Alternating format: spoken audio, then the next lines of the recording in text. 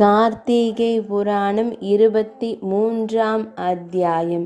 சுவாமி விஷ்ணு கணங்கள் தர்மதத்தனிடம் உரைத்த பிரகாரம் அந்தணராகிய விஷ்ணு தாசரும் சோழ அரசரும் விஷ்ணு பதத்தை அடைந்து ஸ்ரீ மகாவிஷ்ணுவின் துவார பாலகர்களாக இருக்க முன் என்ன புண்ணிய கர்மாக்கள் செய்துள்ளார்கள் என்பது பற்றி எனக்கு தெளிவாக உரைக்க வேண்டும் என்று சத்யபாமா கேட்க, ஸ்ரீகிருஷ்ண பரமாத்மா, பாமா கூறுகிறேன் கேட்பாய் என்று தொடர்ந்தார். அதாவது, பூர்வம் கர்தமன் என்னும் பிராமணன் பிந்து மகளான தேவஹூதி என்பவளை திருமணம் செய்து நல்லறம் நடத்தி வந்தான். இவ்வாறு அத்தம்பதிகள் மிகவும் அந்யோன்ய பாவத்துடன் இல்லறம் நடத்தி வாழ்ந்து வருகையில் கடவுள் அனுகிரகத்தால் 2 ஆண் குழந்தைகள் உண்டானார்கள். கர்தமன் என்ற பிராமணன் குழந்தைகள் பிறந்த சந்தோஷத்தால் அக்குழந்தைகளுக்கு செய்ய வேண்டிய ஜாத கர்ம நாமகரணாதிகளை முறையே செய்து முடித்து மூத்த குழந்தைக்கு ஜெயன் என்றும் இளையவனுக்கு விஜயன் என்றும் நாமம் சூட்டி சகல கலாபியாசங்களையும் கற்பித்து வந்தான். அக்குழந்தைக்கு 5 வயது நிரம்பியவுடன் உபநியாதிகளை முடித்து வைத்தார். மேலும் அக்குழந்தைகள் சகல கலிபியாசங்களையும் நன்றாக கற்றுக்கொண்டும் சதா பகவானையே மனதினில் எண்ணி நித்தியார்ச்சன பாராயணம் செய்து வந்தனர். இப்படி இருக்கையில் ஸ்ரீ மகாவிஷ்ணுவானவர் அந்த குழந்தைகளின் அந்தரங்க பக்தியை கண்டு பரம சந்தோஷத்தை அடைந்தவராய் ஸ்ரீ வைகுந்தநாதன் அக்குழந்தைகளின் முன்பு பிரத்யட்சமாகி அக்குழந்தைகளாகிய ஜெய விஜயனுக்கு தனது சாட்சாத்காரத்தை உபதேசித்து சென்றார். சில நாட்கள் சென்ற பின் பூலோகத்தில் மருத்து மகாராஜாவானவர் யாகம் செய்ய வேண்டி எல்லா தேவர்களையும் முனீஸ்வரர்களையும் வரவழைத்து யாகத்தை சம்பிரமமாக நடத்த தம் குல குருவை கொண்டு யாகத்திற்குரிய சமித்துகளும் சேகரித்து வைத்தார். இப்படி இருக்கையில் தேவலோகத்தில் சகல தேவர்களும் மருத்த அரசன் செய்யும் யாகத்தை கண்டுகளிக்க புறப்பட்டு போக பகவானான ஸ்ரீ மகாவிஷ்ணுவும் புறப்பட்டு போய் கர்தமன் என்னும் பிராமணன் குழந்தைகளாகிய ஜெய விஜயன் இருவரையும் உடன் அழைத்து கொண்டு யாகசாலையை அடைந்தார். அவ்வாறு யாகசாலையை அடைந்த தேவர்களையும் ஸ்ரீ மகாவிஷ்ணுவையும் முனீஸ்வரர்களையும் அரசரானவர் ஷோடச உபச்சாரங்கள் செய்து ஜெய விஜயனையும் உபசரித்து இருக்க உட்காரச் செய்தார். மறுநாள் ஆரம்பம் செய்ய வேண்டிய சுதீனத்தில் யாகம் ஆரம்பிக்க பகவானிடம் வேண்டிக் கொள்ள பகவான் ஜெய விஜயர்களை நோக்கி, ஜெயா, இங்கு மருந்து ராஜா செய்யும் யாகத்தில் நீ ஆச்சாரியராகவும் விஜயன் சாதகாச்சாரியாராகவும் இருந்து யாகத்தை நடத்துங்கள் என்று ஆக்ஞாபிக்க அவ்விருவரும் பகவான் கட்டளையை சிரமேற்கொண்டு யாகத்தை ஆரம்பித்து யாதொரு இடையூறுமின்றி சம்பூர்ணமாக நடத்தி வைத்தார்கள். யாகம் முடிவு பெற்று பூர்ணாகுதிக்கு பின் அரசருக்கு கும்பாபிஷேக ஸ்நானம் செய்வித்து நூதன வஸ்திரம் தரித்து அநேக தான தர்மங்கள் செய்த பின் ஆச்சாரியாருக்கும் சாதகாச்சாரியாருக்கும் வேண்டிய பூஷணாதிகளும் திரவியங்களும் தந்தார். அவ்வாறு திரவிய பூஷணங்களும் பெற்றுக்கொண்ட ஜெய விஜயர்கள் அரசரை ஆசீர்வதித்தும் ஸ்ரீ மகாவிஷ்ணுவிடம் ஆசீர்வாதம் பெற்றுக்கொண்டும் தமது ஆசிரமத்தை அடைந்தனர்.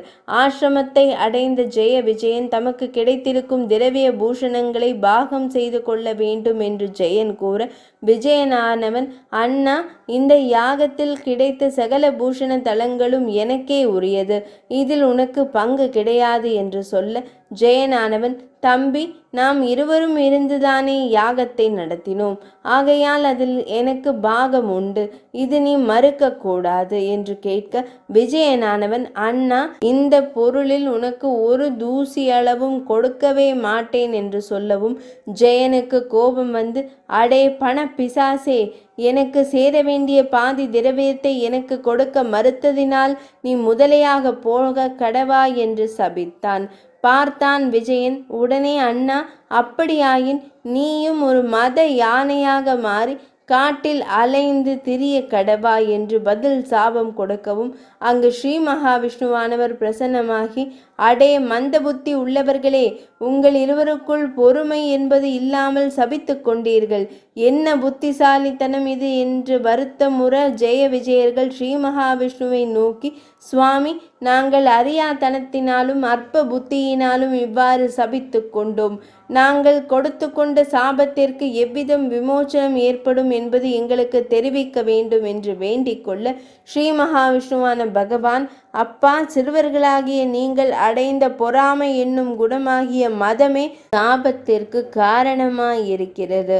நீங்கள் சில காலம் வரை இச்சாபத்தை பெற்று கொண்டு என்னை ஆராதித்து வந்தால் நான் தங்களது சாபத்திற்கு விமோச்சனம் கொடுத்து அருள் புரிகிறேன் என்று கூறி மறைந்தருளினார்.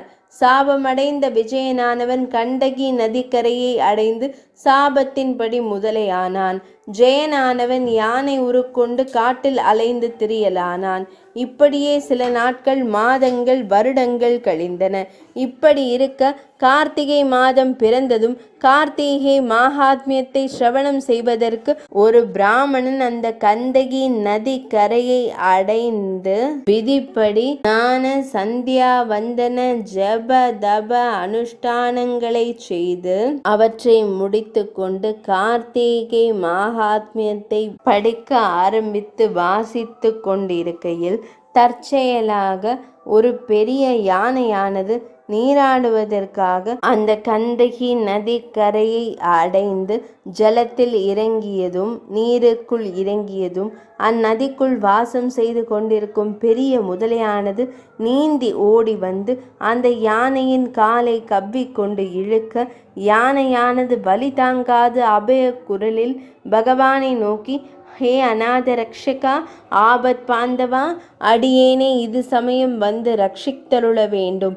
நானோ பேராபத்தில் சிக்கிக் கொண்டிருக்கிறேன் என்று கண்ணீர் வடித்து சஹஸ்ரநாமத்தால் ஸ்தோத்திரம் செய்யவும் பகவான் கருணை கூர்ந்து கருடாரூடராய் வந்து முதலை பிடியும் வேளத்தின் ஓலமும் பார்த்து சகிக்காது தனது சக்கரத்தால் முதலையை சம்ஹாரம் செய்தார். அவ்வாறு சக்கரத்தால் அடிபட்ட முதலையும் யானையும் சாபம் நீங்கி நிஜரூபமடைந்து ஸ்ரீ மகாவிஷ்ணுவை அடிபணிய பகவானானவர் அவ்விருவர்களையும் அழைத்து கொண்டு ஸ்ரீவைகுந்தம் சேர்ந்தார். கேளாய் தர்மதத்தா, அதனால்தான் இந்த கண்டகி நதிக்கு ஹரிக்ஷேத்திரம் என்று பெயர். தவிர முதலைக்கு சக்கரத்தை விட்டு சம்ஹாரம் செய்ததில் சக்கரமானது உராய்ந்து போனதால் அக்காலம் தொட்டு முதலைகளுக்கு சக்கர வடிவமான அடையாளம் ஏற்பட்டிருக்கிறது. இவ்வளவும் கார்த்திகை புராணத்தின் மகிமையாலும் ஸ்ரீ மகாவிஷ்ணு பாராயணத்தின் படனத்தாலும் இவர்களுக்கு விஷ்ணுவின் பாதார விந்தம் கிட்டி இருக்கிறது. ஆகையால் நான் என்ற அகங்காரத்தை போக்கி பகவானை தியானம் செய்து கொண்டிருக்க வேண்டும்.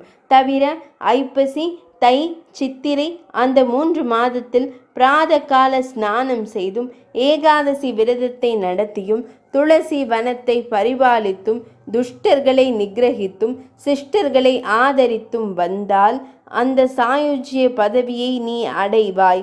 ஆகையால் பகவானுக்கு பிரீத்தி உண்டாகும்படி உன் ஜென்மாவை கார்த்திகை விரதத்திலேயே சமர்ப்பித்து நீயும் விஷ்ணு லோகத்தை அடைய கடவது என்று உரைத்து விஷ்ணு கணங்கள் கலகியுடன் தேவலோகத்தை அடைந்தார்கள்.